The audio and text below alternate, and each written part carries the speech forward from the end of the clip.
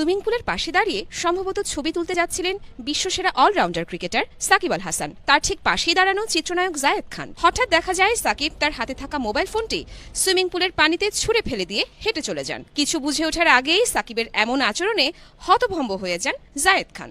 ইন্টারনেটে ছড়িয়ে পড়া কয়েক সেকেন্ডের এই ভিডিও ক্লিপে দেখা গেছে এমনই দৃশ্য। ভিডিওটি দেখে ধারণা করা হচ্ছে পানিতে ছুঁড়ে ফেলা ফোনটি জায়েদ খানের। ধারণা করা হচ্ছে তাদের মাঝে কোনো ভুল বুঝাবুঝির ঘটনা ঘটে থাকতে পারে, সে কারণেই হয়তো জায়েদ খানের উপর বেজায় চটেছেন সাকিব আল হাসান। শেষমেশ মেজাজ নিয়ন্ত্রণে রাখতে না পেরে হাতে থাকা ফোনটি পানিতে ছুঁড়ে মারেন। ভিডিওটি ঠিক কোন জায়গায় ধারণ করা হয়েছে তা নিশ্চিত হওয়া যায়নি, তবে ভিডিওটির বিশ্লেষণে অনুমান করা যায় সেটি কোনো রিসোর্ট বা হোটেলের সুইমিং পুল হতে পারে।